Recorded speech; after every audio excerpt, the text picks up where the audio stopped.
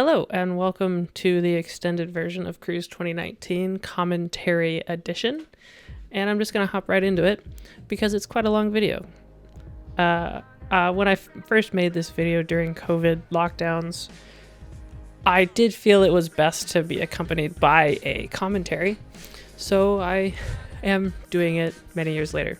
This is us throwing a cargo strap up from the bottom back up to the top because you lower the thing all the way down with the straps and then you actually need them up top again. And that is actually, I guess, going back in time some because I liked the previous shot so much. But first you got to open the hatches, then you got to lower the thing in. This is going to be, pallets of not food because that's not going far enough down. That's going all the way down. So that was machine parts for the engine room, actually. And then this is loading number 12 on the stern. That's the taglines, is you bring up number 12 alongside and then you get the big aft crane and you lower it down.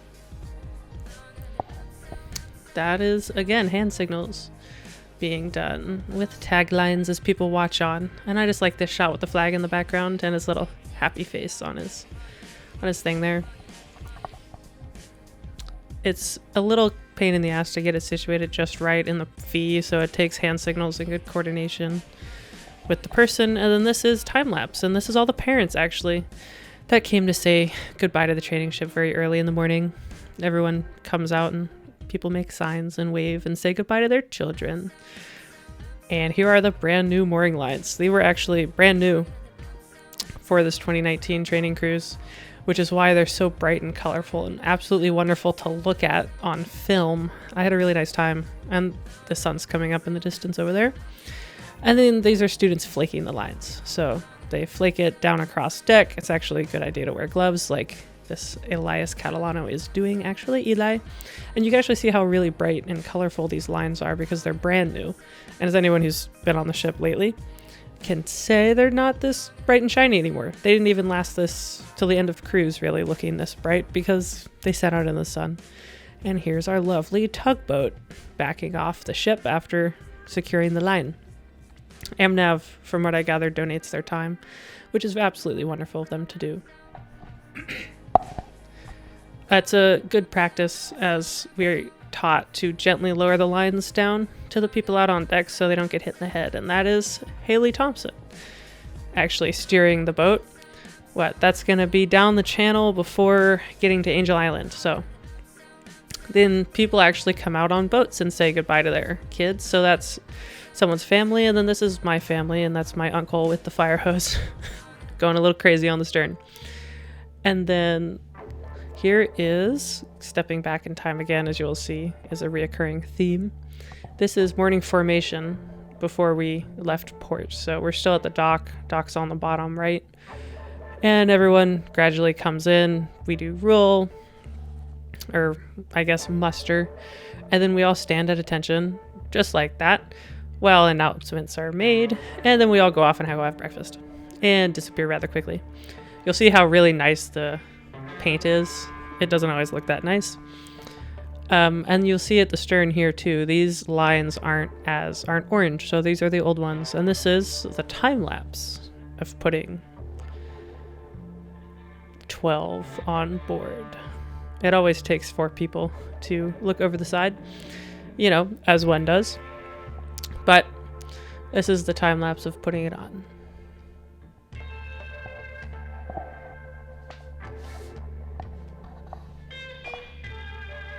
You'll see the up and down gradual steps getting it closer to that V because it does take little minute adjustments. And then when you get close, you can shove it with your hands just a little bit, push it into just the right spot. And you see that we didn't get it right necessarily the first time. And so the mate in the white hat came over and had us raise it. But there you go, it's done. And then we lower the engines and we eventually secure it with straps so it doesn't rock. Over here, we're back to the mid-cargo hatch, and they're opening the hatches fully right now down below, which is what you can't see. You can also see all the cadets taking the trash off in the background. Vitally important. That blue box is anchor handling, emergency towing equipment, actually. That was brought on board just for this commercial, just for this cruise. And here you go. Here's the first pallet of machine parts for the engine room going down into the hull. Oh, you can see we notice that it doesn't exactly fit in that one hole. So we're gonna have to pick it up, put it back down, lift up the thing down there, lift up the other side of the hatch, and now we can actually put this down all the way to the furniture room, which is actually below the gym. And like any job on the training ship, it always takes a plethora of cadets to stand around and watch. And then when all that work is done, we put the cargo hatch back on, which takes a lot of hands, helps steady it. You're standing around, you might as well help. And then we do the meeting, which is what's going on over there. And voila, you have lunch, you get liberty, you go about your day. Depends on what's done. This is going to be lifeboat drills before leaving port. There's a Coast Guard inspector that was there watching the lifeboats go down, had the extra shiny tape. And these are actually the old lifeboats because this is 2019. And they didn't want us to lower people in the lifeboats. So you'll see that the lifeboat has been lowered with no one in it. And shortly, boat 12 is going to come around the side. There it is. Or not 12, I guess. That's probably what? Is that the single screw or the twin screw? Looks like the twin screw aluminum. It's dropping people off so then they can go do a lap in the lifeboat to prove that the engine works, start it up, disconnect it, take it out, do some circles, have a nice time, come back and reconnect everything. And now we're actually to the departure time lapse from the bow, where we can watch everyone slowly undo the mooring lines. They work forward in the nose, or the stem, aft. So they just took out the bow lines, and they're flaking them out on deck, and now they're working out the breast lines, and they pull them all on board using the capstan, or I guess the windlass, because the capstan's the flat one they're using in the background that you can't see behind that white shield.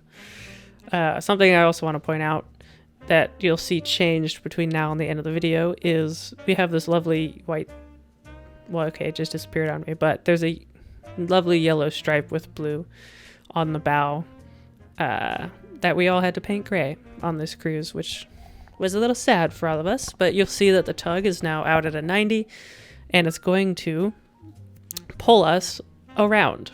So it pulls us around so we can get a nice turn going, and then once we're actually able to steer under our own power, it follows along. You drop the thing, the rope, that is, the whatever, and then you're down on your way.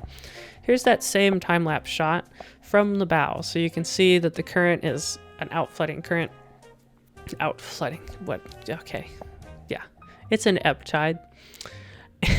And there you go, we're down on our way away from Vallejo finally. And notice the blue and the yellow around the side of the training ship. Looks kind of pretty. That's not going to be there by the end of this, which is a little sad because my pictures were always better with that extra added touch of color. But the students here are still finishing and flaking out the lines. If we were outbound for sea for a long journey, we would put the lines away. But as we were heading straight down the coast to Los Angeles to get the prop cleaned and do some other lovely fun things, which you'll see, we left them out on deck. So you put lines through them, you tie them off so they don't go overboard, and you head out. And this is Angel Island. This is the view from the stern, Alcatraz on the right. We'll see the Golden Gate Bridge shortly. There's the Golden Gate Bridge. As seen from, this has got to be above the bridge. So, standing up there, really windy, as you can see by the camera shake. But, yeah, beautiful San Francisco day, you could say. You know, it's overcast, very San Franciscan. But at least it's not foggy, so we get a nice picture of the bridge. And then we can watch it recede off into the distance as we head out past Point Bonita, and it fades to black because now we're anchoring in Los Angeles. Those are cranes for cargo in Los Angeles, and here's our lovely aft mast. And you walk the anchor down and then you lower it lovely splash. I used to think the anchor was big until I did my cadet shipping, but what do you know until you actually see it? Here's what it looks like from on top as the anchor chain is flung out.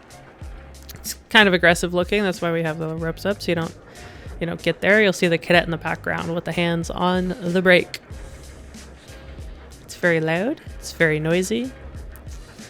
And a lot of rust chips fly off, and that's just the way it be. You will occasionally see colored white chain links, which tells you how many shots are out. There's there is 90 feet in a shot, and you'll see in this time lapse as we slowly start backing up the vessel, because you drop the anchor and then you slowly come astern and the anchor chain slowly comes out and you see the bubbles and mud drifting away from us. That means we're actually backing up the training ship now. And those were just white. That was white. Those are 90-foot sections, and the amount of white chains on either side tell you how many shots. So 90 times whatever tells you how many feet of anchor you have out, which is all pre-calculated ahead of time, of course. And you'll see it starting to fetch up and then kind of sag down and fetch up and sag and come back down, which would look like to me that it's dragging across the bottom until it gets more set. So it skipped a little bit. It's a sandy bottom there. It's muddy sandy. So it skipped a little bit before finally fetching up and holding. And then you can just watch the anchor come in and out of the water. This was a very cool part of the whole experience in Los Angeles because the sheriff's department, and I'm sure some other agencies, came and did a practice boarding of our training ship with a helicopter actually above the helo deck. So they can't technically land because we added those I'm sure the structure, not sure about that one, but we added lifeboats 4 and 6 up there, or 5 and 6, of course, up there. And so they get in the way of the rotor blades, but it was super cool. And the mate let me be up there to film it. And I'm glad. And while they did that, they got off down here. And I think some people also boarded from down here as well. But there's a time lapse of them leaving after doing their whole inspection search scenarios on board the vessel. Yeah, here's the helicopter with noise of them sliding down the rope. Look at them go. You'll see the GoPro on the bottom right. That was actually the time lapse camera. While they were deploying these guys out of the helicopter, they had one constantly circling, which I would guess is for surveillance and for looking, but it was pretty cool to watch them go all the way around. Yeah, there's another shot of it with the other helicopter in the background. And here's the sheriff department. That is a notification, which I shall mute. Shush, shush. There you go. And here, see, you gotta pass up the cookies. Everyone knows the cookies for lunch are important. And there's the white chains again, so that's 3 shots in. You'll see there's a cadet there spraying it off. This part of the anchor chain doesn't look all that muddy, but maybe he's just doing a good job cleaning it. Some ships have a built-in system for that. I worked on a tanker that had a built-in water deluge system to clean the anchor chains, so you could just turn some valves and off you go. But in our fancy days, the ship does have that built in somewhere, and it's not used, so it's hard to get the anchor itself. So a lot of times it is easier just to drag it alongside the vessel, just like we're doing there to clean it. We were treated to an absolutely splendid sunset when we heaved anchor and arrived in Los Angeles. And here we had Crowley tugboats.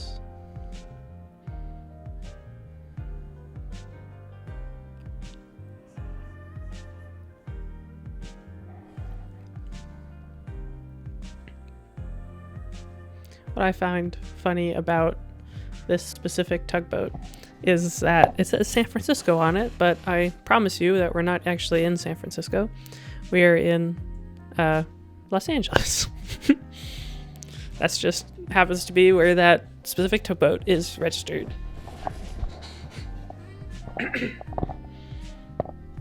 I particularly like what the bow waves look like in these kind of boats. Tugboats push out this very frothy kind of bow, which is cool.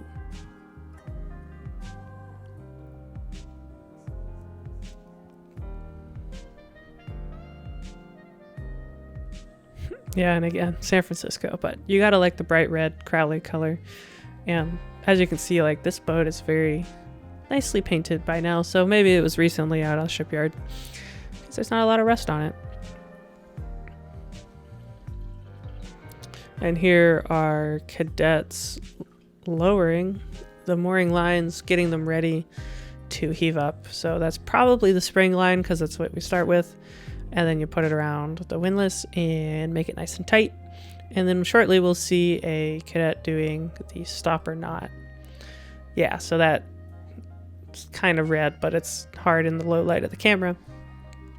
That rope is actually a new one we were trying out for MARAD, but it's a new type of rope. But here it is doing the stopper knot on board, and this is probably the first time he's ever done it, that kid has ever done it for real, because the underclass in this right now are wearing boiler suits, the blue ones, and the upper class, this guy tightening it, are wearing khakis, because back then they made us do docking in khakis because that was professional or something. This is now up here on the bow with the other windlass, getting the bow lines nice and taut. You'll want at least a couple wraps just like that. And here's another example of doing the stopper knots up there. I'm going to periodically stop talking and drink some tea.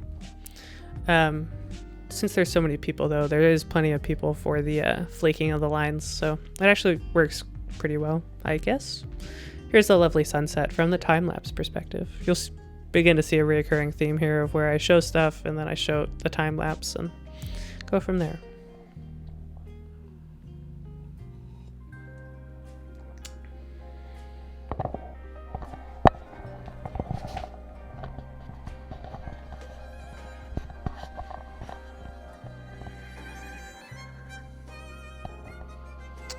What people are doing up here right now on the bow is getting the anchor going, and you'll see the fire hose actually from the bottom left is they had that fire hose going, they had to get it all the way out, and now that person is draining the fire hose. They just heaved anchor. While that's going and getting put away, you're gonna watch the sunset, you gotta hang out, you gotta put your stuff away, and then you have to make sure you're prepared to heave the lines through. So you'll see them dealing with the tug, dealing with the lines shortly as we come around here and then back actually into the berth. So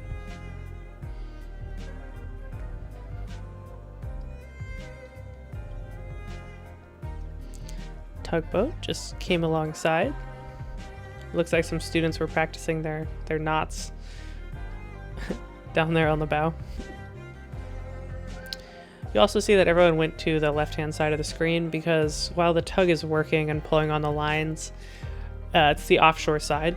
So it's also the least safe side to be because they're working on lines down there that are actually chocks on the boat or on the ship, that is. So instead of, you don't want to be next to them, you want to hand out the lines and go from there on the other side of the boat. They just put the spring line out and they're going to pull it up, do the stopper knot, which they just did. And there you go, and now they're going to work on what looks to be the bow line. So they did one spring line and the bow line. You'll see the pickup truck on the dock going back and forth a few times because they couldn't be bothered to carry it in some places. Some places they put it on the trailer hitch of the truck and drag it over. Some places they will just huff it with arm strength and two people, but these people chose to do it with thing. You can also see that when we got two lines on board, we took off the tugboat and sent them on their way. Time is money with those guys, and when they're donating their time, we also try to be cognizant that, you know, when we don't need them, send them away. Some captains will keep them a little longer just in case, but not this one. You'll see that he's out at a 90. From the centerline chalk, and now he's at a 45 commanded from the bridge, and now they're gonna go back to the other side of the ship and push us in. So they were on that right hand side of the screen to pull the ship around, turn it, and then gradually work your way around to the other side. They're still attached to that center line chalk. which is in the middle by the post. And it's the same deal over here where you do the spring line first, then you get one of the stern lines up, and you can't use the center line chock one because the tugboat's there, so they're using the other one back there. And eventually here you'll see them let the tug go. There you go, tug's on its way, and you finish up the lines, you make sure they're all good. And that was arrival to Los Angeles. During our time in Los Angeles, they do the gala on board, and parents and industry professionals and people come, alumni, come on board the training ship to hang out and donate money and have a nice time. And this lovely Bo Brusco Foss tug came to show us what cool stuff the tug can do. So it's a Z-drive tug, meaning it has an azimuth pod down at the bottom that can direct thrust in any direction. And this, besides showing off that he, has a fire nozzle that he can control from inside, was showing us the cool stuff that the tug can do when you aren't afraid to spend some money on gas, or diesel in this case, I would guess.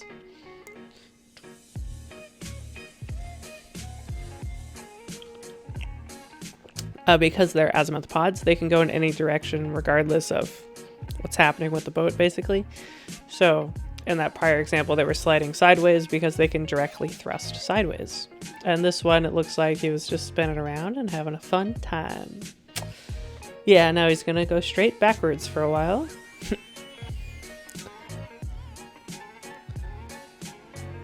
Then turn it around and basically do a stoppie. Get a lot of stern way, turn the azimuth pod around, throw it back into forward, because why not?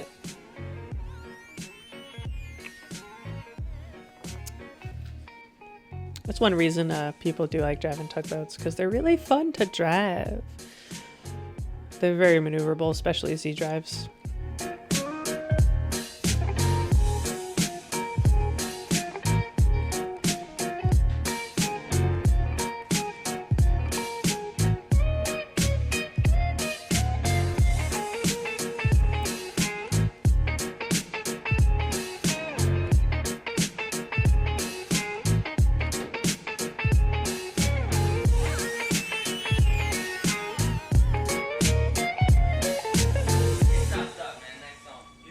That's how he chose to end it, with the fire hose there. Nice little touch. I have a nice picture of a rainbow almost with that one. But you'll see that it's just the reverse. Do off all the lines, attach the tugboat, have him follow along, and then we head straight off to sea. Nice ahead. Don't need anyone to help us out, really.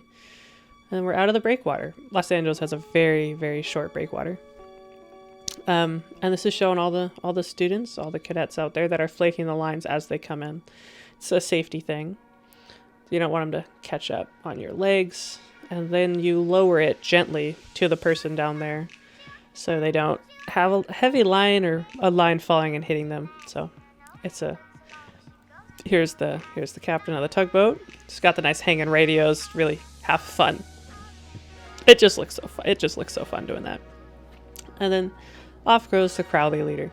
And then the pilot departs with this nice little double kick jump off the thing to look cool because he knows everyone's watching him. And this is a first deck watch on board the training ship for, deckies. And there's the bow watch out there. And here's the lovely cadet driving the boat. At the start, it's fun. You watch the gyro, you drive the thing. That was Jerrold McNulty, by the way. Probably one of his first times driving the boat on cruise, with James Connolly in the background getting ready to do the bells, because of course we're a training ship and we do the bells.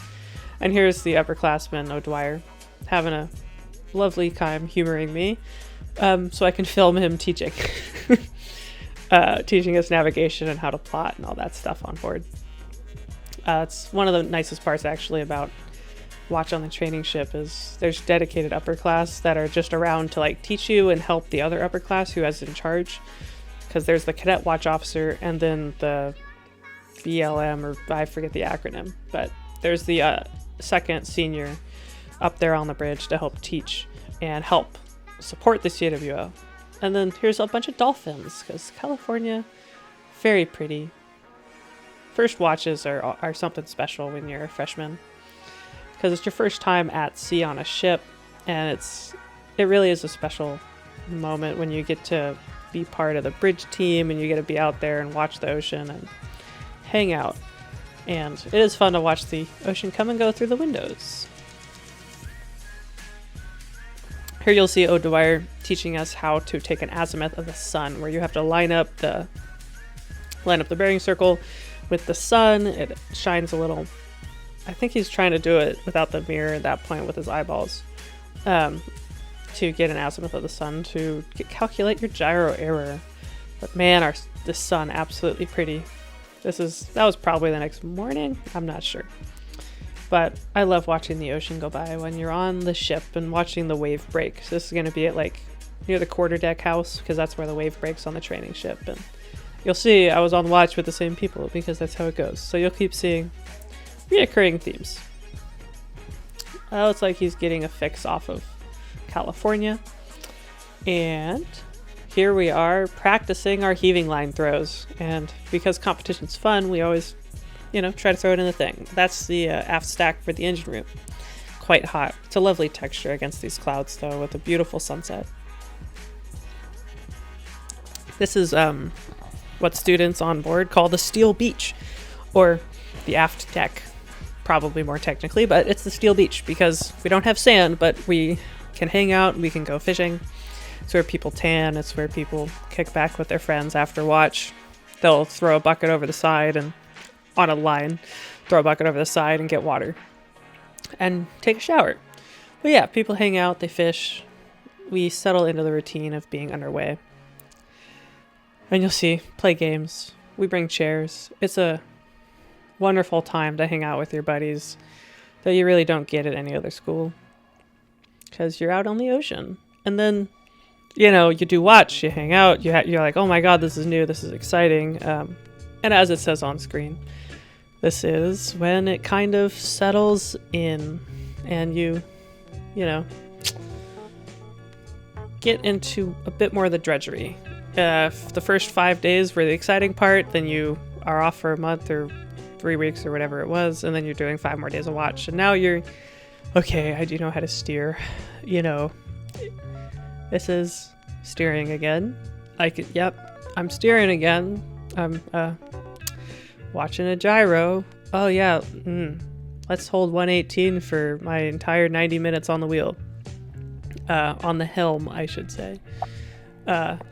Yeah, you kind of get in the groove of it, but it does feel a little like, and here we are learning more about celestial navigation from our upper class with Jerrold McNulty again.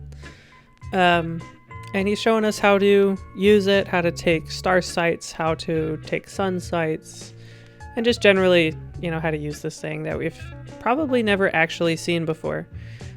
Here is a really cool little thing that lets you take a azimuth, take a sight of a higher celestial body. Because the vanes don't go up that high, you need this other bit to get there. That angles it up, which is actually a really cool thing. And then here's bow watch. This is actually filmed on my phone from bow watch. Beautiful sunset. It's one of the best parts of, I must have been on the 4 to 8 watch, because you get sunrises and sunsets. It's one of my favorite watches for that reason. But I loved bow watch because it's your time. You have 90 minutes up there on the bow to look out at the world. Kind of hope you don't see rain like that, because it kind of sucks to be out there in the rain. It also kind of sucks to be out there with seagulls flying around, because you can, get your khakis a little dirty, which is annoying. And then you just deal with it. And then, nighttime falls and you start using red lights on the bridge. And they must be doing the celestial math that they took sights for before the sun was setting. And so that's what they're doing over there. And the upper class actually have a celestial project. So they actually have to do this quite a lot. It's pretty fun. And then as freshmen, though, you kind of just get to bother them along the way, So Jerrold gets to learn and bother these people, basically, into teaching them what to do. Here you'll see the rudder angle indicator as seen from outside. So before you start watch, you can hang out outside and watch how well the person on the helm is steering. And that was 10 degrees of rudder And I think this also goes to approximately 10, but someone walked in the way, darn it. So you can kind of critique the person who's coming before you, or who's on the helm before you, and be like, I saw you're having a hard time there. That was from Morning Formation, beautiful clouds. And here you see a tuckered out cadet. You know, this is proper reading. And a wonderful time on the training ship. And again, watching the water off the side of the training ship, like sitting where that prior cadet was, is the ocean's always different and it's always beautiful. And then that was what watch is like. And here you have fire team training, where they put you in a mask that's blacked out. It's got paper, it's got stuff in it so you can't see. One person's job is to follow the door, and the other person's job is to follow the wall. And the other person's job is to follow the other person inside of them. So then you have more space to search in the room, right? If you fall behind them on the wall, you could miss them in the room.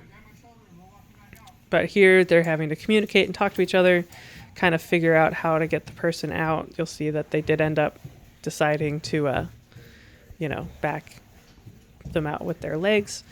Jerrold's doing a really good job there following the wall, but he's also knows where the door is in his mental map. So he was backing up, and you kind of know what you're doing some, because you do have spatial awareness of the door before you enter.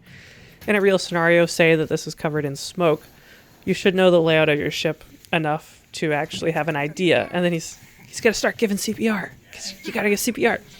And can't forget to have fun. You'll see that they taped paper and stuff in there, so you can't see. You'll see Jerrold has a mustache because they don't allow us to have the rest of facial hair if you're on fire team stuff. And now it's Kyle and Connolly's turn. You got to put on the very, very nice and warm protective suits and get going, He's got to get suited up.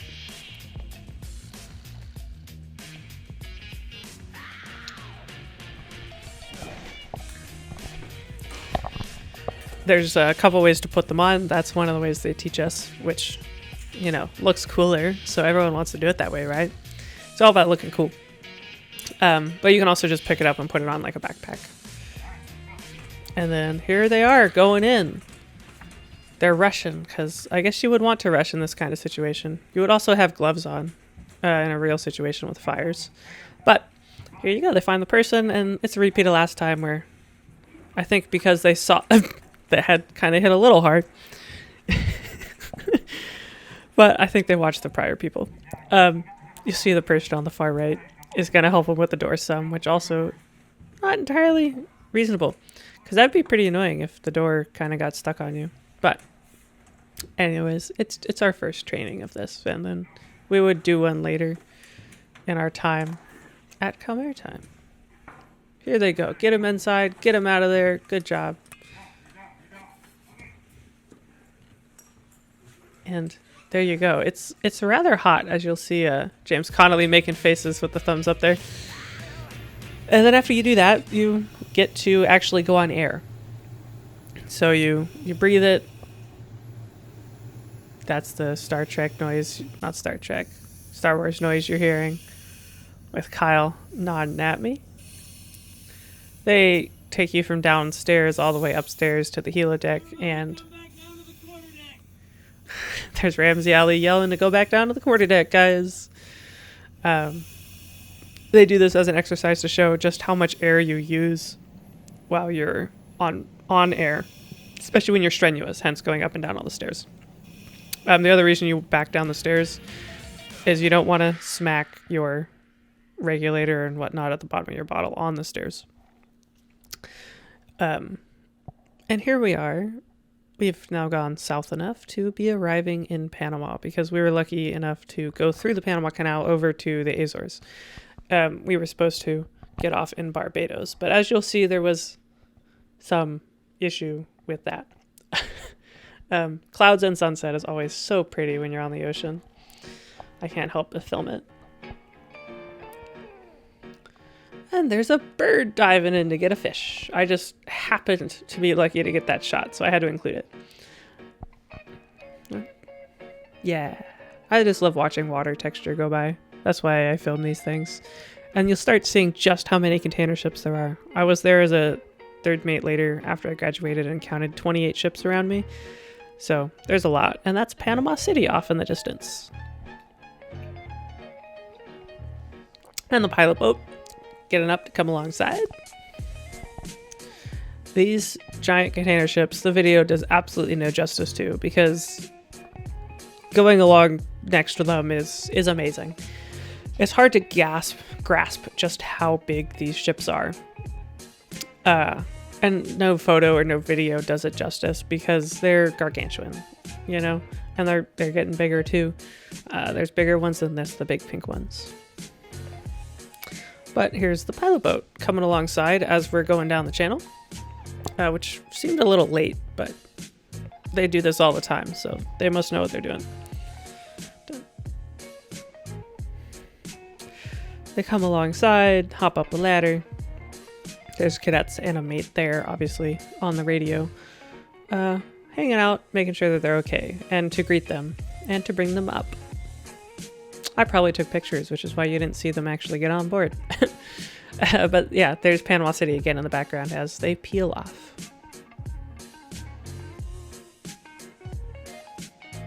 We had a really nice weather day. And as you'll see, it actually only took us, I guess you won't see, I guess I'll have to tell you. It took us 7.5 hours to go through the canal. Actually 7 hours and 20 minutes, which was shockingly fast apparently. Yeah, here's everyone. This is going to be on the stern as we're coming in to the fuel dock. So that's the container port terminal there. But we're actually going to back into a fuel dock and get fuel in Panama, because apparently it was cheaper in Panama than to do it in like Los Angeles, which I guess makes sense. Here's the tugboat though coming alongside to do the same thing. And here's our lovely new rope.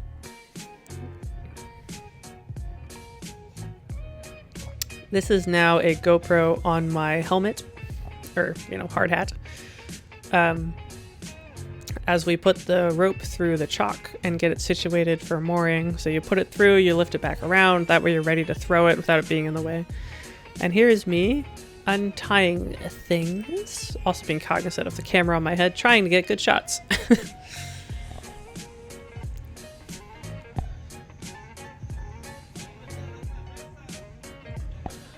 Yeah, they're talking with the guys on the boat. There you go. We just got the line, pass it down, put it through the thing. And then we're going to make that tug fast, obviously, to this bit.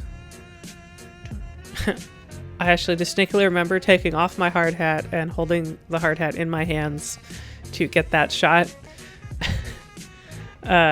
That's one of the bridges. I think it's the Bridge of the Americas, if I remember correctly, on the Pacific side. So once the tug's fast, you stand around, look at stuff, take pictures, in my case, take video, and just wait for the ship to get closer. That's a nice bridge though.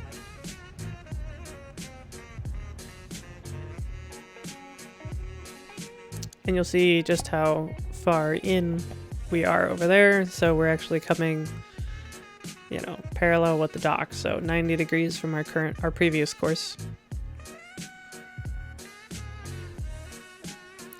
And once we're all situated up, we're going to start backing up. And you'll see the lines are on the left side of the screen. So we're going to go into the left side. All the white hats you see are officers. They actually have licenses. And all the blue hats are cadets.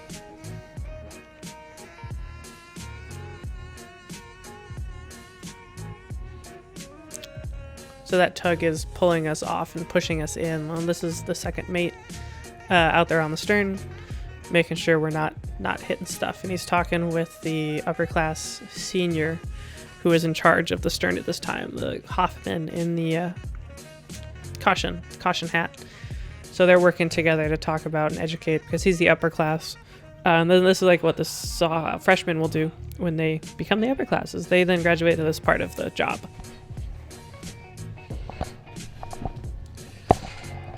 I'm sorry for the noises in my chair.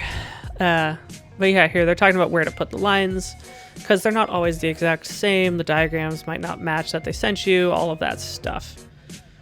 Yeah, so here he is trying to tell him, hey, put it further down, put it further down. I don't want it going to that one. And then you flake it out. There's a lot of students, it's easy. You pull it in by hand until you can't pull it in anymore, generally. At least, I guess that's what we did. And then you put it around the capstan, or here, is it going to be the windlass? Yeah, it's going to be the windlass. Put it around the windlass. For some reason, we always rush. I'm going to help him by feeding it. You always want to make sure you're on the top or the bottom, on the prop or whatever. And here I am. I was just told to put another loop on it by the upper class. You shove it over, you make sure it's fine. And then is he going to let me do it, or is he going to do it? I guess I'm going to do it. Yeah, so he's letting me stand up there and he's backing me up, and he is behind me right now, making sure the line doesn't get tangled in my feet, right? But apparently we didn't like the angle on the or on the windlass, so we're going to use the capstan. You're always playing with the angles around the bits, and you'll see it's led around multiple things. There's a fair lead right now, which is on the left side of the screen, which you won't see because I'm not pointing it at it. But yeah. Yeah, and that's exactly what the other guy was doing for me behind my feet, so I don't get trapped. And here they are debating the angles of everything. Oh, I guess that's a different line. So yeah, I was doing this one line. Yeah, so I'm doing... Oh, it got wrapped in itself. Yeah, so we're trying to figure out what exactly to do. That's fun. You can see that we don't really know what we're doing. And this happens. And that's when you have to think and figure it out and whatever. And here's Calnan. He's trying to get it undone. You know, I don't even remember this when this happened, so it's kind of interesting to rewatch. I'm going into this fresh, having not seen it since I made it, because I figured I would have interesting opinions as a now other person. We must have wrapped it around the wrong side or something.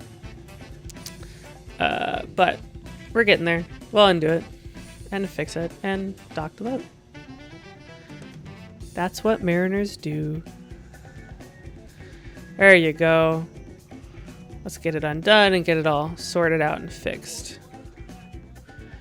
And here we go. There's that hatch always. Oh, God. Yeah. Because the hatch gets in the way when you want to stand there. It gets in the way when you want to... Oh, I think I see what the problem was, where we should have gone...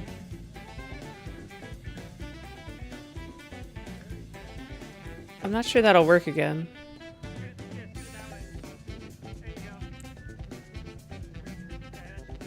Yeah, you know. But sometimes it's not perfect, but it gets the job done. It also takes a team effort to get a lot of this stuff done. There you go. He just told me to put another wrap around it. The more wraps, the more friction, the more you can pull. So they're doing the same thing here. Put another wrap around it. Make sure your fingers aren't underneath the rope. And the person on the left is gonna heave in, and now that there's more friction around the drum, you can get it tighter. And it takes a whole team effort because we don't leave it on the winches because we're a training ship with older equipment. So that cadet over there is doing the stopper knot, and then people will come over and move it. And then I was commanded by someone else here, obviously, to pull this line in because we're doing two things simultaneously because there's plenty of people.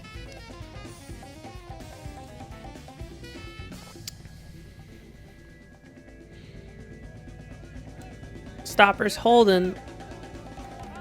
Yeah, so once they yell stoppers holding, you take it all off and you have to take all the tension out. Don't run across the deck like that freshman cadet did. We've all done it.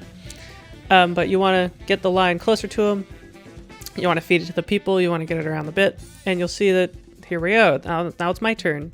Take it off the windlass completely. Pick up the line. Walk it over to the person. Make sure that it's open. And then you get your hands in it, and you do the figure eight. You hand them line, you try to feed it to them. Pull it tight as you go and kick it down.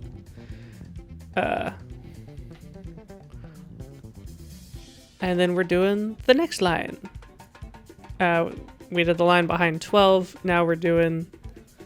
Yeah, there you go. We're probably going to say it's holding at some point because it sure looks like it's holding to me. There you go. Take it off. If you get the rhythm going, you can fling it around.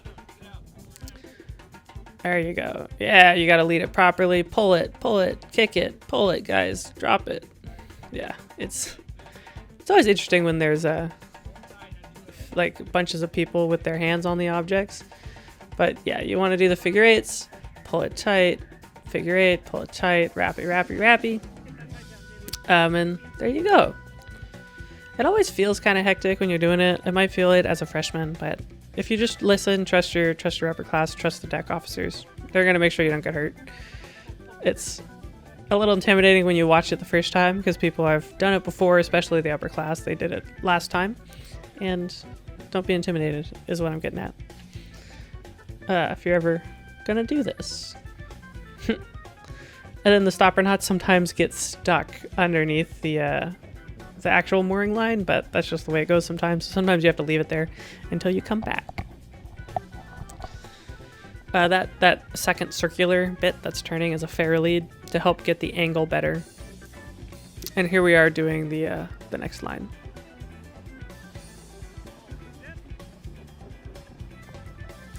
You'll see there that the line jumped out of our hands, which is one reason you don't have a foot in the bite. Here it is in slow motion.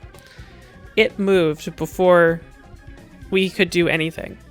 If he was standing too close, if his hands caught, this is one reason they tell us not to wear gloves, because if you're wearing gloves, your hands can get caught on things in more ways.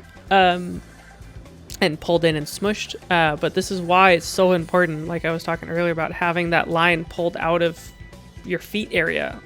Like, this is why I'm behind him, I'm pulling it away from his feet, and someone is helping get it away from my feet, so we don't step in a line accidentally and have it pop and you get pulled off, you break your ankle, you break your leg.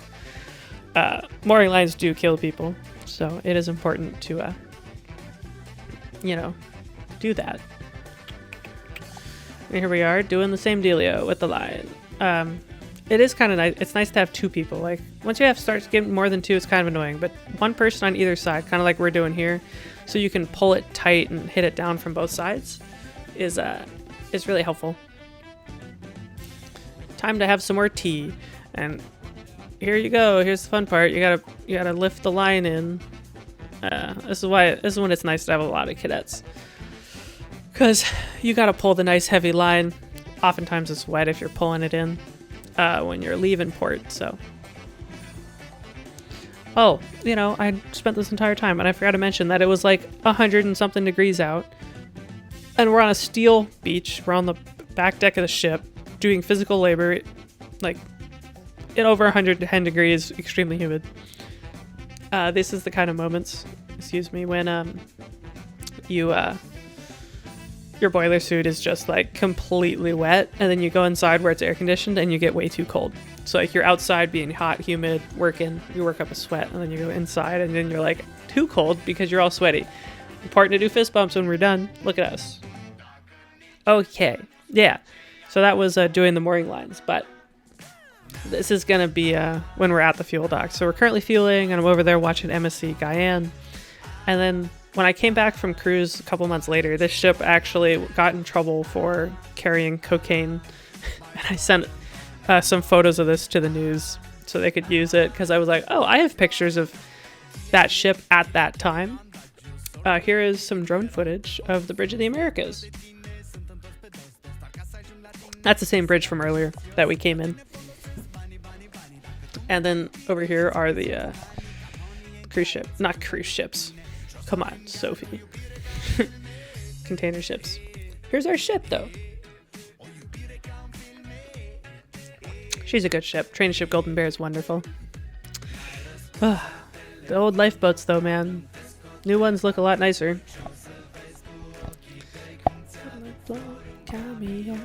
And yeah, this is just all the flavor shots. This is, after all, the extended cruise version. I took a lot of film that didn't ever touch the official cruise video. Because, you know, 65 days, 62 days on board is a lot of film. That thing around us is to keep in any potential leaks. It's what you do at everything. And then here we are, going through the Panama Canal. Like before I start with the time lapse, the mules are on either side, and then they hold us in place with wire rope. And then we go up and up and up into Lake Gatun. Gatun. You'll see that we don't really stop either as we come up or come alongside these things. It's mostly all done while you're moving. So really the only time you stop is right now. And it's truly awesome. You get to go by other ships. You get to stand on the bridge wings here. And you get to like holler and hoot and wave at them, which is part of the fun. You'll see it a little later on. We came by some kind of cargo ship. I don't remember the kind. And apparently there were Cal Maritime grads on it. And so they came out of the bridge wing, hit the ship's horn, hang out. This is on top of the bridge. Everyone comes out, hangs out, watches stuff for the first time because it's cool to go through the ship the first time. Yeah, and you can see in this shot just how fast we were going. They pull you pretty quick, and then they stop you pretty quick. Yeah, this is the general cargo ship that came out and hollered at us. It's an awful lot of cars on board. Yeah, and there's all the mules. When you're going through the canal, the guys down there in the reflective things, they do all the handling, so you don't get to handle their lines. They're wire rope. They bring crew members on board that do all the work for you, and your job is to hang out, watch them, make sure they don't run off and hide on board. But this is when people were hollering back and forth and yelling and waving. That was definitely a moment. It is fun to go through the canal and hoot and holler at another ship. This is where I officially touched Panama, because we were that close to the side of the thing. And you'll see just how quick this guy ties the line. It's crazy. We throw the heaving line, whatever, to get the wire rope over, and he's like, swoop. Okay, magic. I don't know what he did, but there you go. He's done. Like, it's crazy. And here's the mules again, because I guess in the olden days, they probably were mules. I don't know. It doesn't make sense why they'd be mules. They would have... I guess it's just a term. I don't know. You'll see that they pull it tight, and they synchronize it with horns and with beeps and all that stuff to keep you centered in the canal. And here is, again, leading the wire rope. This is the rope until you get to the wire rope, but they're leading it around all those things because you have to get it to your windlass. So there's been there's all that ship design to get the different leads onto your equipment. Here we are waiting for it to fill. It actually does it surprisingly quickly, I guess. Like, you think it'll take ages to lift a big ship, but it actually doesn't take that long. And then here they are getting off very late into the night. I stayed up for the entire transit. It was only 7 hours, 20-ish minutes, which was incredibly fast. But a few of us, I think there was like three cadets that really stuck around with the with the second mate. And here's the bridge on the other side of the canal, which wow, I saw that 4 years later as an actual third mate. That's pretty cool.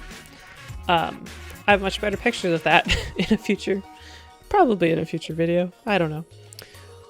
What I really like about this time lapse is just how many lights there are to help navigate. It's pretty cool. So the other time lapse was the first locks. This time lapse is the second pair of locks, because there's the first pair of locks. You go through the big lake, you go through the canal, whatever, and then you get to the second pair of locks and all of that. But we're still going up. Are we going up? Yes, we're going up. So this has to be the Pacific side of things. This is the GoPro footage, not the film footage, which makes sense. You also see small boats go by. Because, is this going to be the... Yeah. So, there you go. That's the ship that we said hi to. But you'll see all the red and the green. There's so many throughout the entire canal. It's really cool. And we're gonna go up again. Be on our way. And then there's a yacht going by on the right. Nice little fancy yacht over there. What I really like though is that we don't actually stop, you know? It's really neat. And look at all the lights. There's the bridge. It's very well lit up, so you know what to follow, and there's pilots on board. That said Barbados crane. That's the crane that happens to be down. There was one crane that just happened to be down. I'm actually going to skip backwards and pause it. The one crane in the middle of the screen is down, as you notice. The rest are up. That might become important later. Barbados 2. Barbados 2. Full ahead. Yes, yeah. Fun times here. You'll see just how much one engine is smoking. Pretty crazy. That's the crane ahead of us. And then that is the thing over there. Here is a time lapse set up by a different person. Hence how bad the image quality is, because this is not my specific time lapse. But we came into part. We're trying to back up. And bam. There you go. Here's some cell phone footage from a cadet on the quarterdeck. It's because of this that we didn't get to go to Barbados.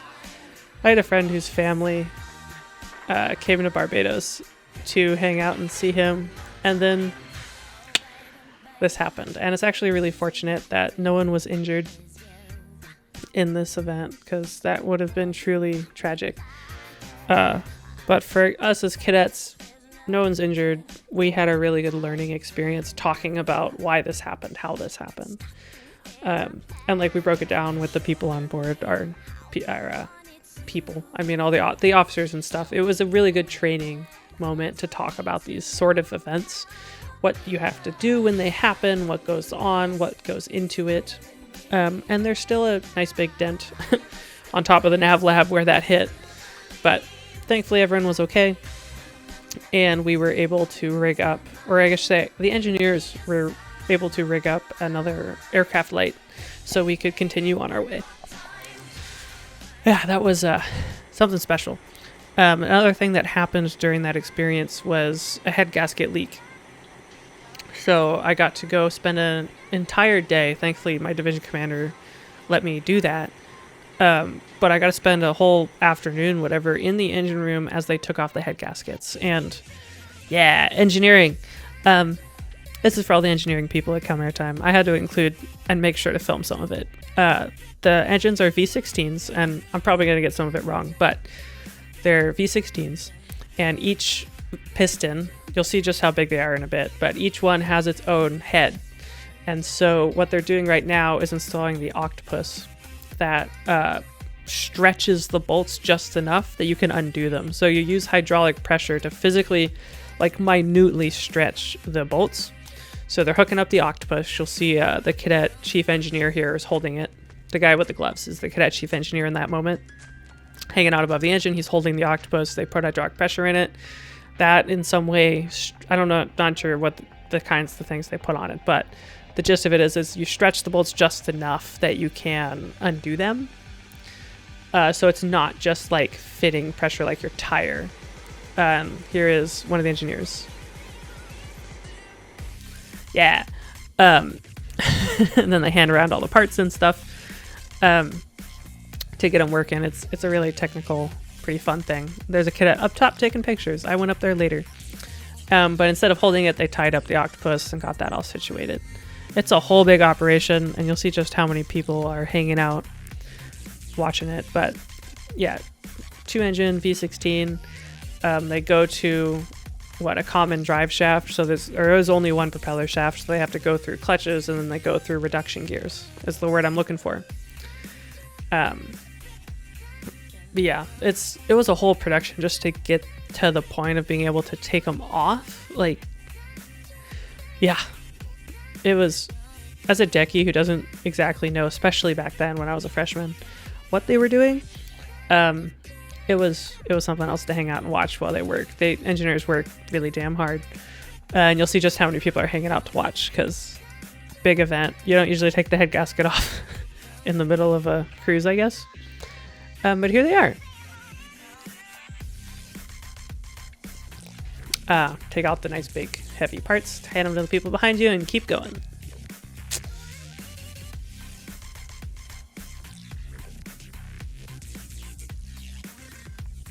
One of the things I'm curious about on the new training ships is how difficult it is to be hands-on. Like, you saw how many people were looking instead of touching, which is a problem when you start adding even more cadets to these training ships. So I'm sure there's smart people involved that'll fix that and make sure there's hands-on experiences, because it's really cool too. There's new things, and I'd love to go talk about the new boat, but that's for something else one day.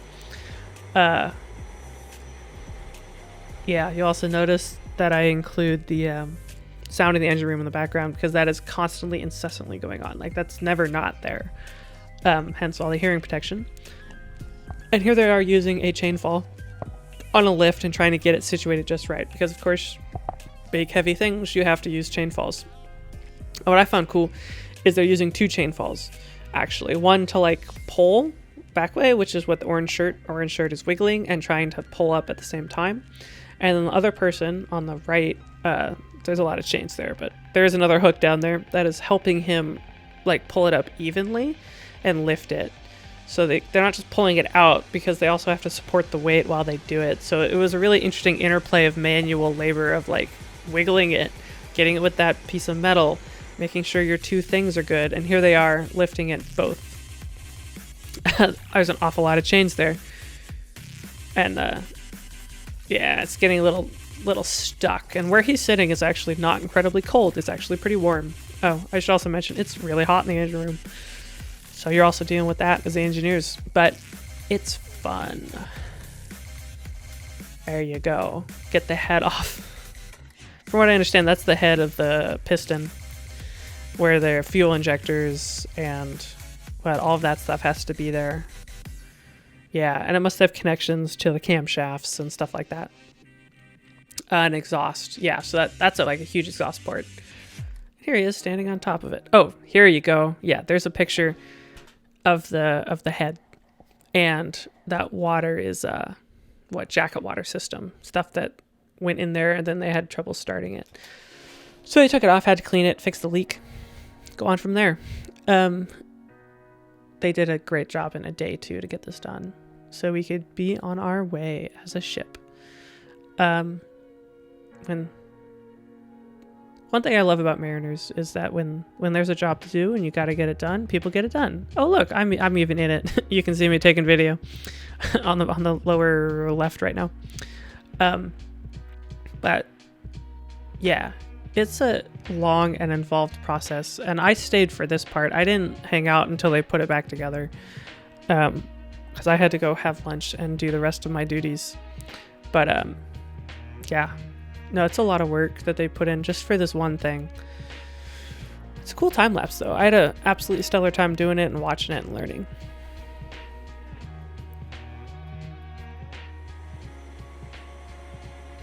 Yeah, and then my friend of mine, an engineering buddy, took me what we call engine room diving.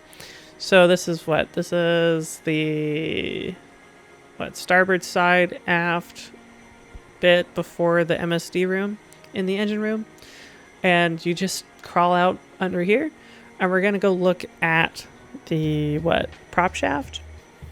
I forget exactly what we're gonna go look at, so let's go look at it together. You have to crawl under all the pipes, and there's some standing water because of course it's the bilge. Everything in the engine room drains to the bilge. It's dark, it's slippery, it's greasy, and it's a hell of a lot of fun, because why not crawl underneath through all the things? That's what all the holes are there for. Okay, yeah. We went down there and we're like, man, there's not much to see, but holy cow, you can see how sweaty my arms are. He knows what's up, man. He saw my camera and we're hanging out, but he's doing engine inspection rounds, so They have to look at stuff. Every hour, I believe, on watch, the engineers. So, yeah, it's hot. It's tiring. Yeah, we're doing good. Let's go look at the other stuff now. Yeah, we're looking at how greasy our hands are from all this stuff. Yeah, just wipe it on your hands. It's a big deal, actually, to make sure that the walkways are not greasy, because greasy walkways can kill people or injure them, more likely than kill, but they can kill people. So it is important to wipe your shoes off after you go diving. And then those oily rags, you also have to put somewhere. You can't just leave them around, so obviously we hold onto them. I think he's going to see if we can go look down there. Maybe because they have to go look at stuff down there on watch. I don't know. Or just engineers like crawling and around engine rooms. Crawling around engine rooms is pretty fun. And again, you'll see water reflecting down there because it's the bilge, which is where everything drains to. Yeah, we decided we couldn't go down there. So now we walked aft to the shaft. The shaft alley. Thank you. You can tell I haven't thought about this stuff in a while. But anyways, we're in shaft alley, which is the aftermost section of the engine room, lowest most down, like farthest down, and most aft. After shaft alley is the aft of the ship, so you can actually hear some water back there behind the steel. I guess, okay, it's not the aftermost section, it's the aftermost underneath. Anyways, you'll see it's dark, there is a light, and here is the spinning propeller shaft. That's going to be a shaft coupler, I believe, because it's hard to make that long of a piece of metal. So then you have to connect things together, and it's a whole bunch of bolts. It's pretty neat. It's spinning. It's probably in the 90s RPMs at this point, because we're on our way. It might be in the hundreds, and in the 110s, 120s. The ship only goes up to 120 anymore, so can't be too many. And now we're back to decky life, because deckies do things out on deck where you can see the sun and the clouds and the sky, which is quite nice. But here we are learning how pulleys work and different sheaves and how hard and how easy things are to do. It's also a little bit of a trust exercise, because he could totally have just dropped him on deck, as I just thought about that. And that's Ramsey Ali. There's Fred Ryman, Josie Corey, other people in my division. They organize people by division when we're here, and so you end up spending a lot of time on cruise with your division, because you do all your classes, all your watches, everything, of course. And there's Kyle Kielty pulling Jerrold? Yeah, pulling Jerrold as we're all hang out and have fun, lifting each other and learning how different factors play, because that has 3, the other had 2. One's a lot easier, things take more rope. Then you can get at, look at Kyle go, then you can get at combining different ones, which changes the factors and changes how hard and how easy things are to do. So it's all about learning how, before we had actual cranes like the ones in the background there, before we had ones in the background that were, mechanical and hydraulic, this is how it had to be done. We had to use rope and use our brains instead of some engineer making us a crane. Here we are using the pad eyes on deck to really get a lot of things together, and you'll see just how much rope goes into the other one, because it moves so much to get so little movement through the whole system. Yeah. And here we are doing an exercise where we have to move the weights from one thing to the other around the vessel without it touching the deck. So you combine with a whole bunch of different people to move heavy objects. And I guess this is how they would do it before, time immemorial, as long as we had pulleys. It's pretty neat. This is just one of the many class sections, because there's navigation, there's radar, there's pulleys, there's all kinds of stuff, as you'll begin to see later in the video. Yeah. And then Kyle gets it all the way over there, and voila, we're done. You can put all the rope away. Here's a nice picture of this overview.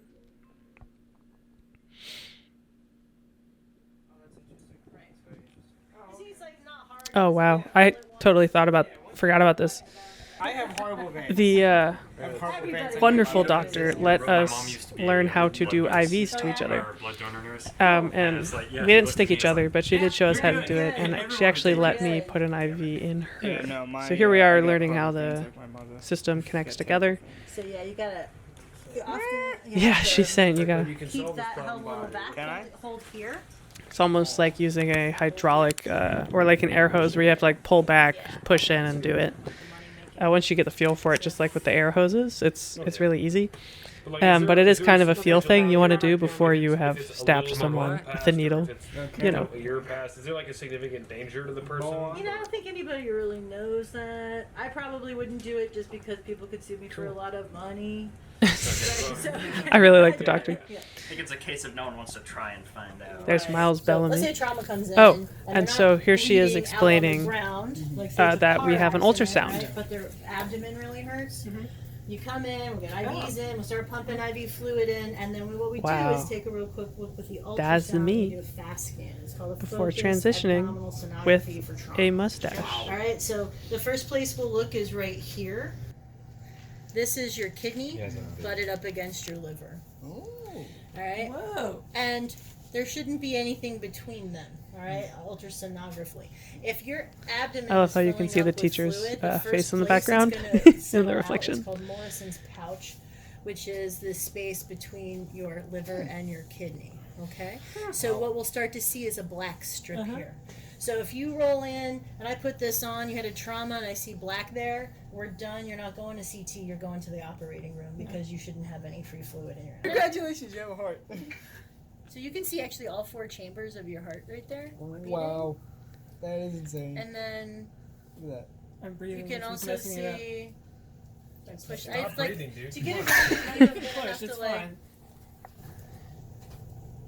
All right, see that?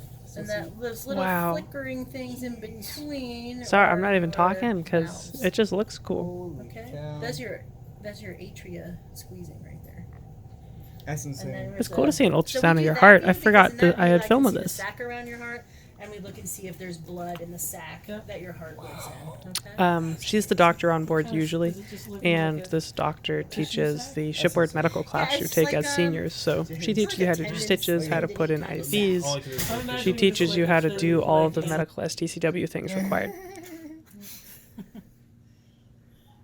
That's so funny. That's funny. Do some Morse code. Because they have walls of what? What do the walls of an artery have? Steel. Only yours, Kieran. Carbon fiber. Yeah, that's my artery that I was constricting. Apparently. It's pretty neat. Oh yeah, and this is me stabbing her with a needle to put an IV in, which was the first time I ever gave an IV to anyone. Actually, no. I should say it's the only time I ever gave an IV to someone. And then here you go. Here's just life underway in the Atlantic. This was the longest the training ship had gone without a port call because of the Barbados accident. So everyone was kind of chomping at the bit to get off. And actually, I think this is outside Barbados while we're waiting. Yeah.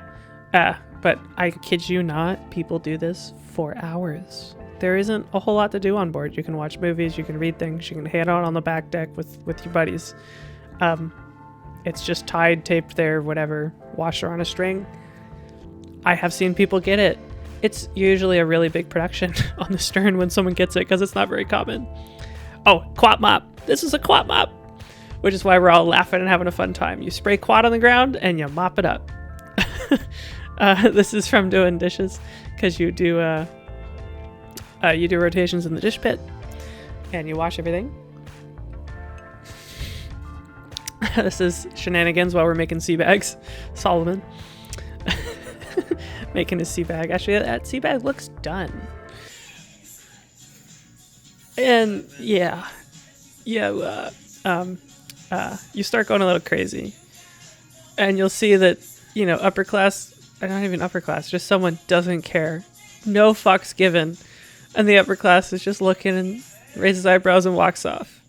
It's normal behavior. This is cruise. This is cruise, in case you're curious. Yeah.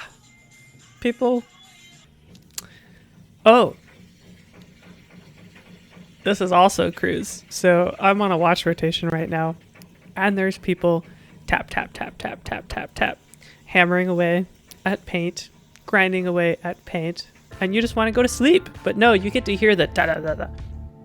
And here we are doing radar class, which is actually a simulation. So we get to control the boat through the screen. Oh, this is us hitting the table to turn the thing off. Yup. I later figured out that it's a cable. That was bad. Yeah, it was a poorly connected cable. I should also say this is a lot like cruise. It's a lot of dudes on board. It's a lot of pent up testosterone on board. Yeah, that's as he said, it's cruise. So you're on day work rotation, right? And it's raining. But you try to do work inside, you know. You paint inside, you try to get things done that are inside jobs because you can't really work outside necessarily and paint and do steel stuff when it's raining and all bad. When it is raining, it actually is super fun to watch the ocean too. And here you see the paint locker. There's an upper class always in charge of the paint locker. And it's not necessarily cold. So here you see this wonderful guy just enjoying the breeze, enjoying the probably half salt, half freshwater spray through what's flying off the bow waves. But yeah, see, I'm telling you, pent up testosterone on board. Such is the training ship culture. I don't know. We're working on being a little better, but that's just the way it is. For now, we'll see.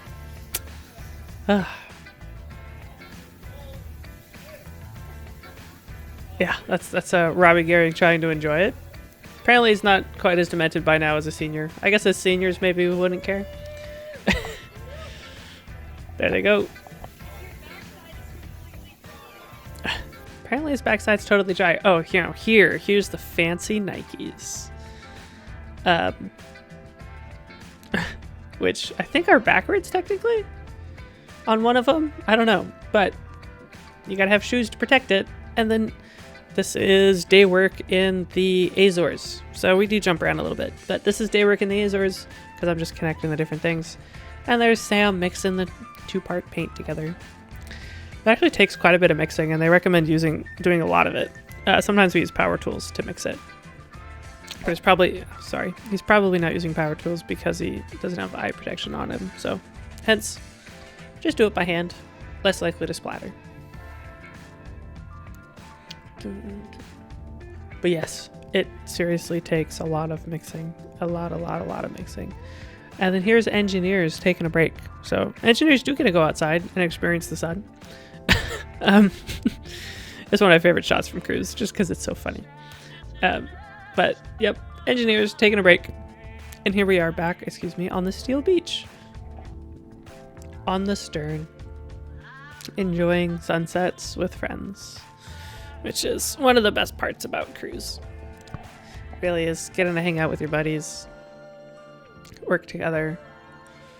Watch beautiful sunsets. You get to hang out, do sunrises, drive boats, drive the ship. It's a special time at Cal Maritime for sure. It can be really fraught. It can be really difficult and stressful. But certain parts of it really can be some of the best times to look back upon.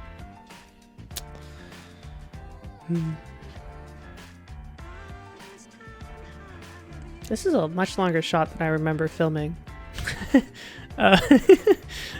That's where my brain went. And here we are at the stern. It's very mesmerizing to sit at the stern and look over and watch the waves. And I really wish I could have gotten video of the fluorescence, because you can see, especially off the coast of California, you can see all the little microorganisms that fluoresce when they're agitated. So you go to the stern and you get to watch all the bioluminescence. I was stalling because I couldn't think of the right word. But you get to watch all the bioluminescence when you sit here just in this view at night, though.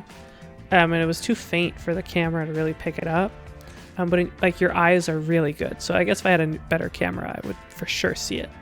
But my eyes, it's so much fun, is what I'm getting at. It's one of the most beautiful things, and here's another gorgeous sunset. There's countless gorgeous sunsets. It's one of the perks of the job when you work out on ships, man.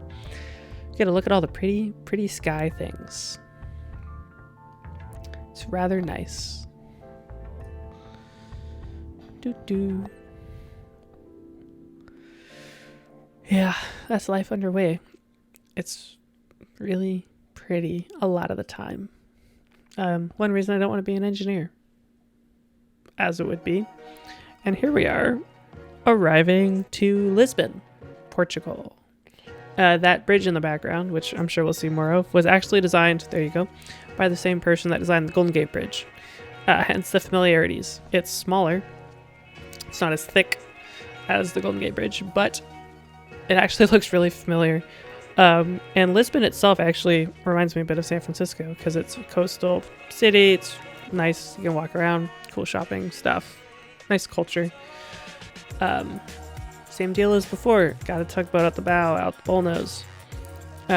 It is a bit dangerous for them to sit right there because if their engine dies, we would probably run into them. It's a whole thing. And here we are as cadets. So when you come into port, they have you wear your salt and peppers and man the rails. So if you're not on watch, if you're not working, which is like half the cadets of the ship at a time because like classes and stuff, I think they let you out of so you can watch this. Like these aren't built into the class days because this is technically a Liberty Day. Yeah. So if you're on Liberty this day, you have to wear your salt and peppers. You come into port, you man the rails, you wave. Yeah. Wow, it's actually pretty smooth for walking that with my hand. Here you go, getting your line ready. So when you throw that heaving line, like I was showing earlier, here's Josh Barless. He absolutely nails it right into the guy's hand. Watch how good this throw is. No one, see, right into his hand. When you make your heaving lines, you make your own heaving line. It's kind of the thing, right? There he's having a nice time in the sun. You make your own heaving line so it's not tangled or someone else didn't tangle it or whatever, you know? And here he is doing, again, a stopper knot in better quality lighting than Los Angeles. But there you go. It's actually... It's stressful as a freshman because literally everyone is watching you, waiting for you to be done.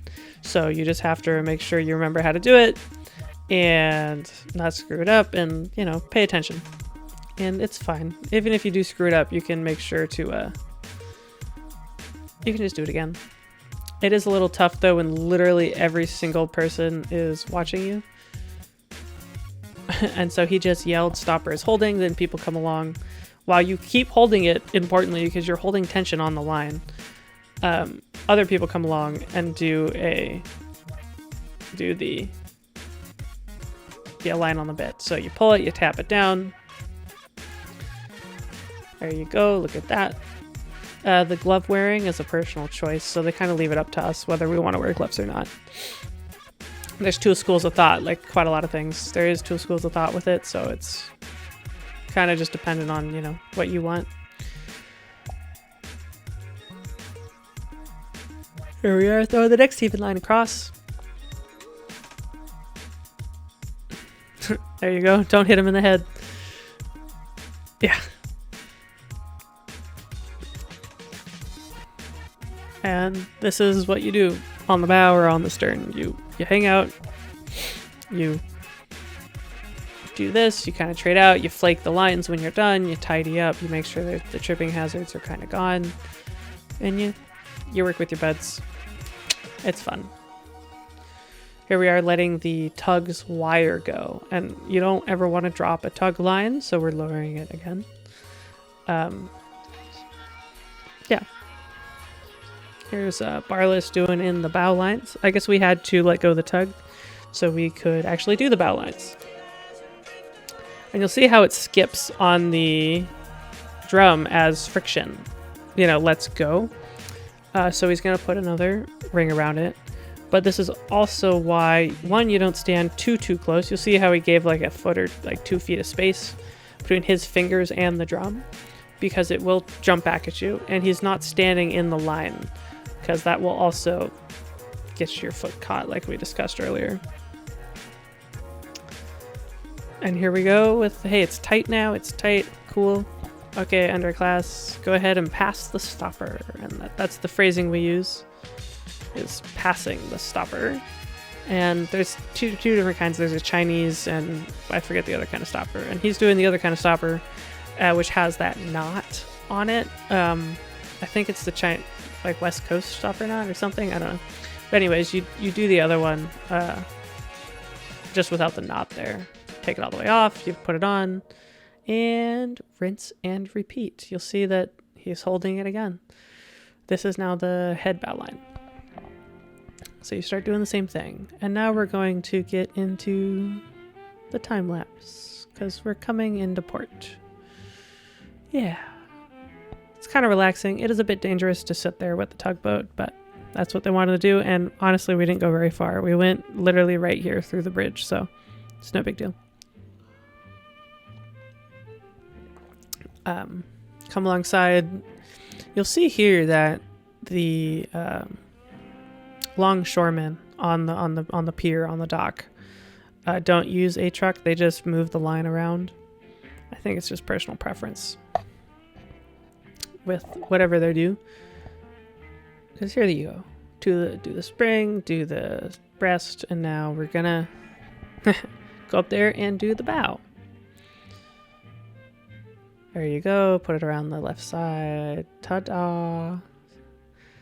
Tugboat's on its way, and now we can do the actual head bow line. Yeah. It's a really beautiful port. Wow. I even bothered to show the time lapse from this angle. I should have angled it a bit more to the left, but then you would get the other thing in the way.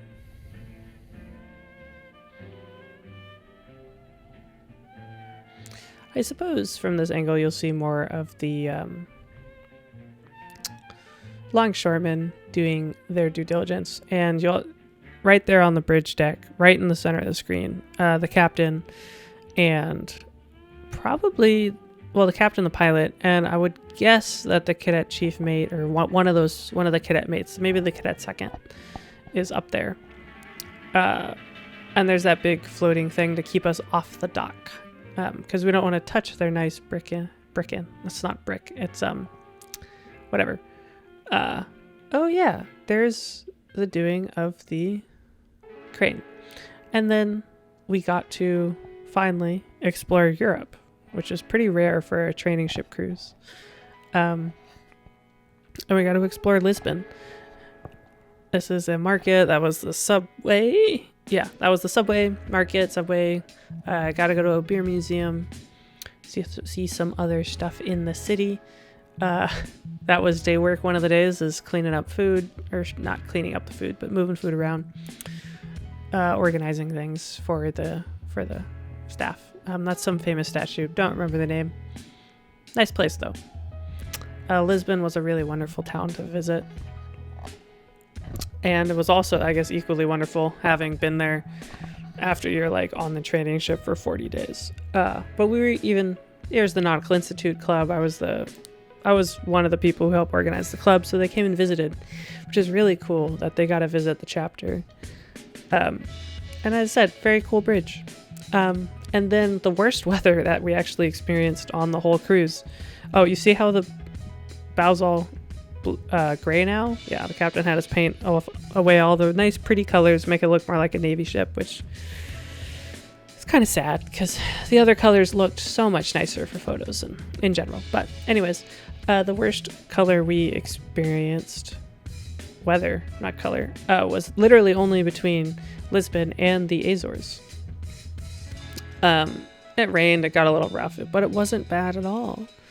And we were able to go to Europe because we dropped the training ship off at Texas, which you'll see later. But here is the beautiful Azores, and because we didn't have the days in Barbados, we got our extra Liberty days in the Azores, which meant we got, I had a day and a half of time of liberty, like in that many hours. It was absolutely amazing to have this chance to explore Portugal, and especially the Azores. So I rented a car, hung out with buddies, met someone, hung out at their place in the wilderness, as that thing showed. But yeah, hot springs, beautiful views, wonderful food, very nice people, fun things going on. You gotta pet the stray kitty cats, or, well, maybe it's a house cat, but whatever. This is the top of an abandoned hotel with the two color lakes. One's green, one's blue. They're separated by a bridge, and they actually are connected, apparently. But the color is extremely different. And here's a time lapse. Beautiful weather while we were there, too. It was phenomenal. We couldn't have picked a better time. Well, I guess we didn't pick it, but we were lucky. Here's more footage from my drone of the coast.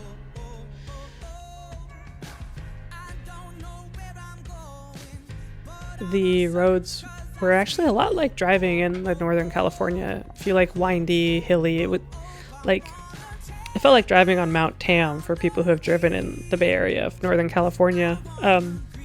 Windy, hilly, very pretty. Kind of foggy in that same way it gets, where it's not fogs, it's clouds. And here's a hot springs that goes into the ocean.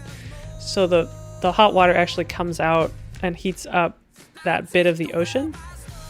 And it's really pretty. And it's warm. It's salty. So you actually get like nice warm ocean water, which is something special. Yeah.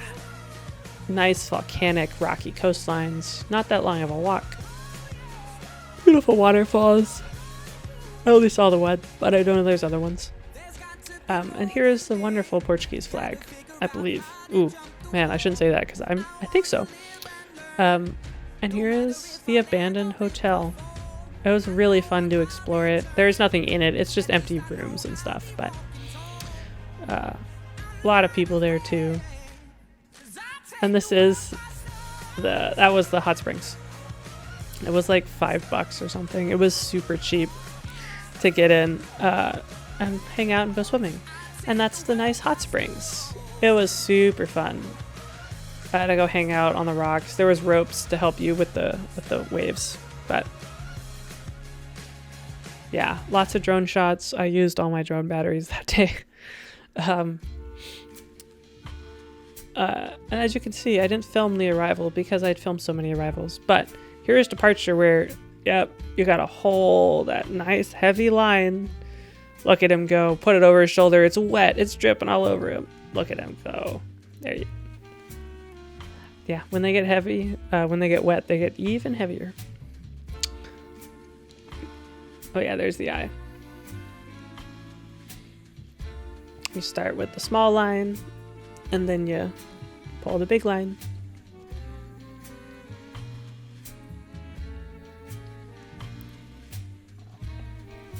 You gotta heave it, heave it, heave it. Ah, get it. There you go. Someone helps. And you want to put it on a very specific way too, right? He could have just laid it over top, but that's not the way to do it. So here it goes again. Putting his effort in. Put your back into it. You can see I'm really helping filming. But there is tons of people, so it's fine. There's the second mate helping. And off we go. I believe that line is the tug line. Yeah.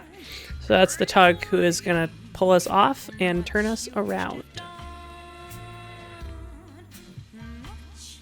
Once we're turned around, the tug comes in, we can pick it up, undo the line, and be on our way as a reoccurring theme. Again, though, we make sure to lower it. It's important that you don't just drop it. It gets in the water and all that stuff, so. They're pulling it in on their capstan, and they're flaking it just like we do on ours. Also a lot more crew than I'm used to seeing on a thing. And here's Hoffman communicating to the bridge that the aft tug is away, line clear, and we're done. Yeah, here's the time lapse. I think that was actually the pilot boat that went by. But again, we had wonderful weather. Yep, here is the bow tug. There's the aft tug going by. So you see the bow tug comes up, helps push us alongside while we're doing lines, and then they pull us away from the dock transversely, like straight away. That's the pilot boat hanging out again. They pull us away, and then they push the bow over so we can turn. And then once we're properly turned and in the right direction, goodbye tugboats, and we're on our way. Da-da. The port exit to the ocean's like right there.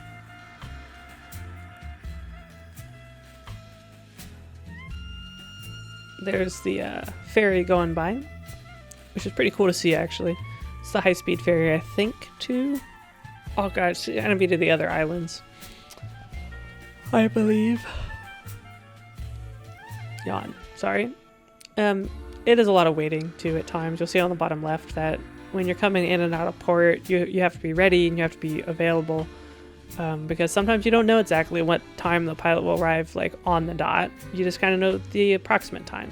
So you're all ready to go, and then you undo, pick up, super easy. You just pick them all up, and then you watch and make sure the tugboat's okay. And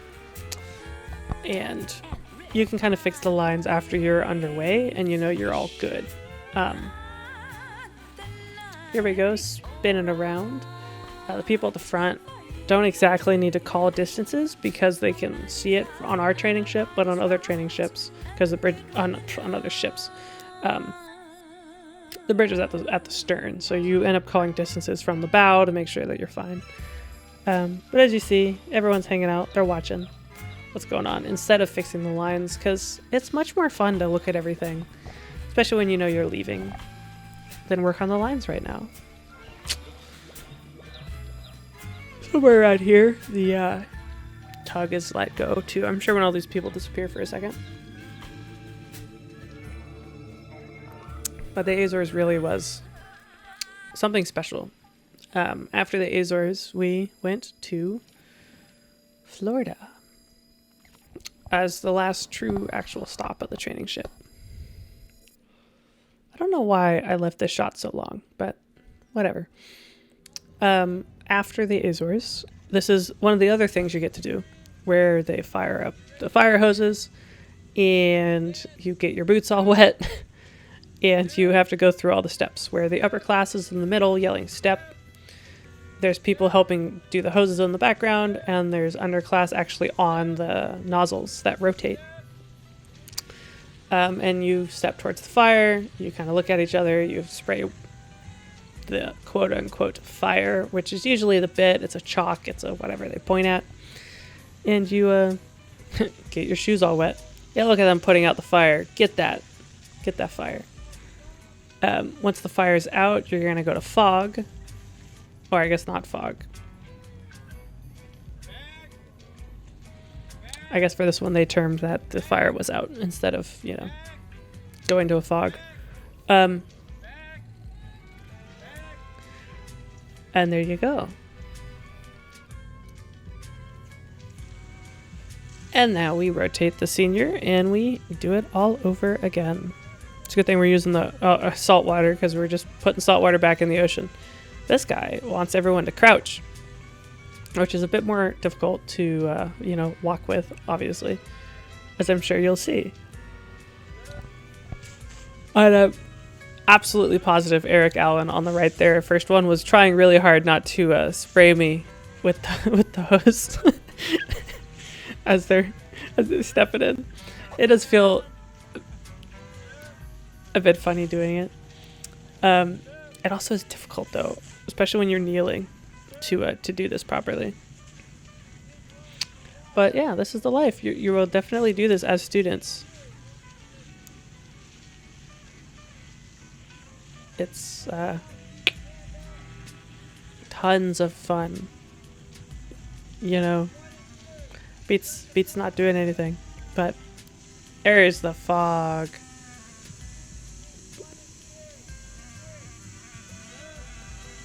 Oh, here, and this is me trying not to get wet. But I think there's a moment where I get completely soaked. They also, okay, the teachers let me be the quote-unquote fire. So you hand people, you know, a fire hose and say, don't hit something. And of course, what does every person do? You try to hit the thing with the fire hose. So I set my GoPro over by the fire. And now I'm wearing the GoPro. And the fire's now the bit. So we're putting the fire out.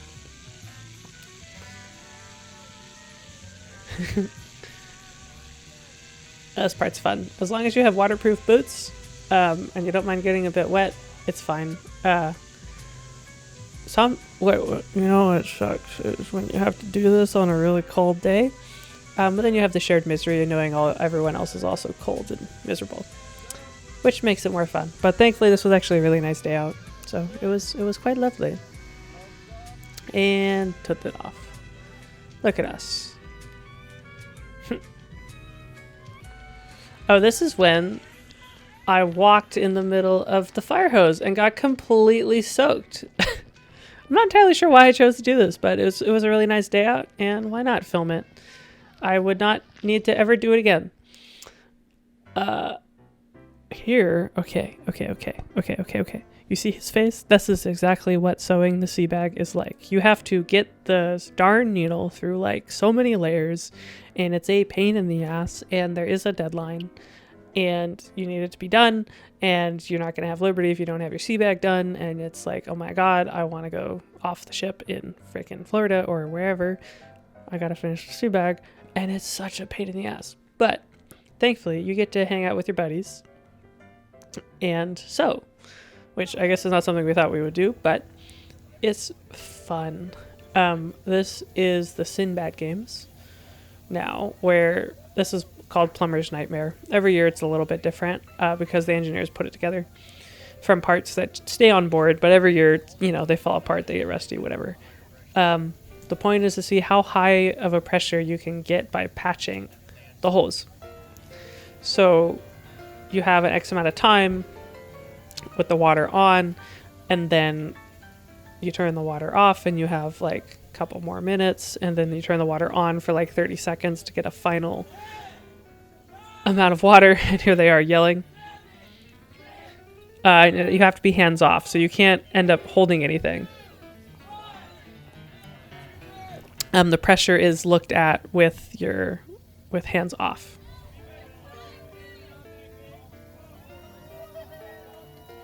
And the pressure is on the back end of it. But yeah, this is really where the engineers get super soaked. Because they're trying to get the water out.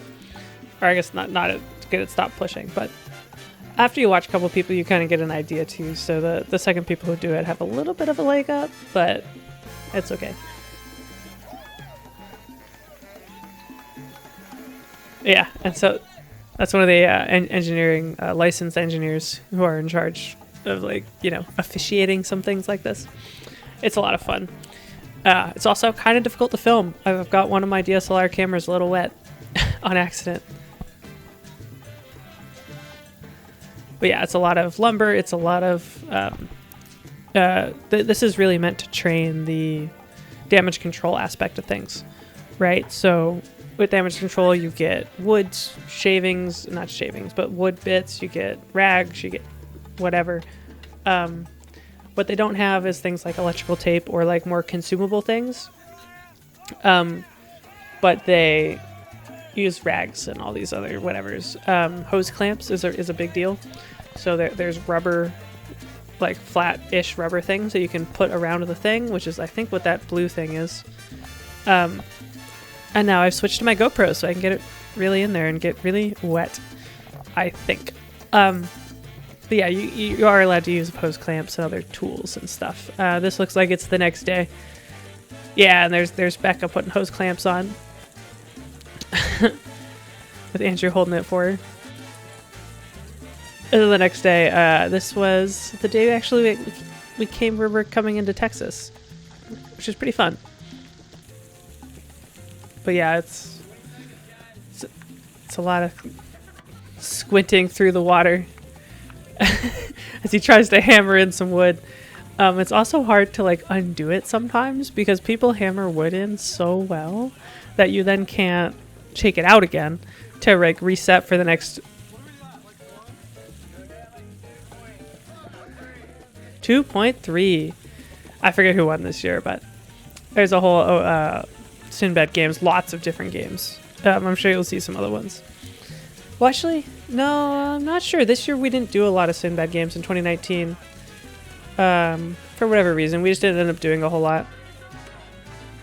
They're trying to get that one down. It's not working.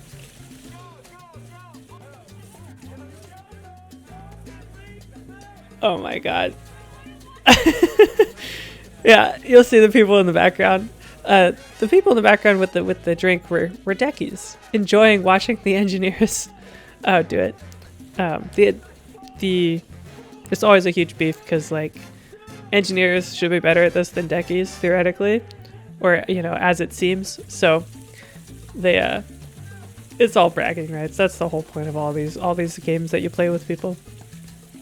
But it's fun.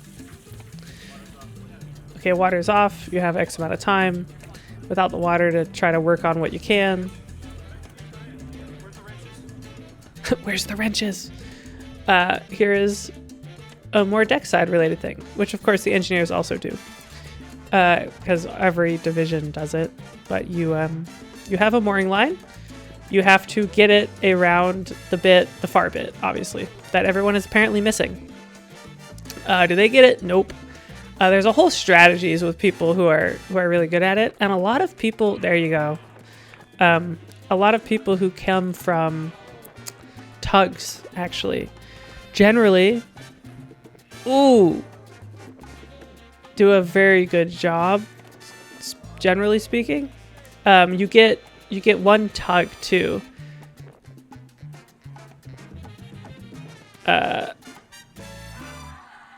Oh, he just undid his points. You get one tug after you make it. And here is our lovely teacher and watch officer, Kevin Calnan. The majestic Kevin Calnan, who is watching us do things out on deck, like throw mooring lines.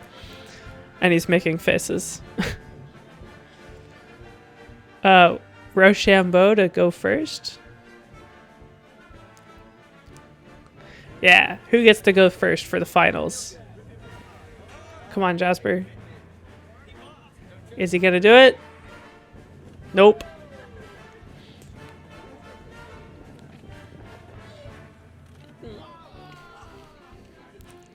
The Sinbad games are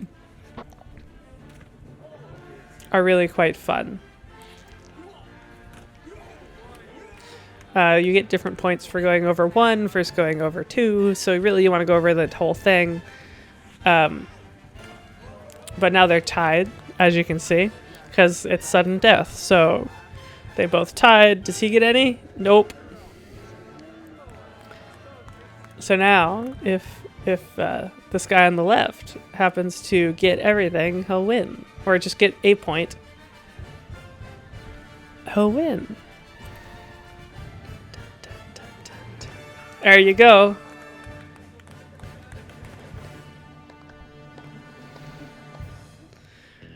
Yeah, so that's what we did before Texas. And then we arrived in Texas. It's hot and humid there. So as you can see, my camera fogged up when I left the bridge. There's the cadet second mate, Flora Vandershoot, doing the navigation. But this is the path we took. So I'm gonna start this. Oh my god, stop it. There's Haley Thompson hanging out on the stern. Yeah, this is where I kind of sum up the whole experience with the music. Because there's Kevin Calnan again doing dances. The song's also got. I tried to pick funny songs that went with it because, you know, God bless Texas. We went to Texas, right? There's our bow tug coming in.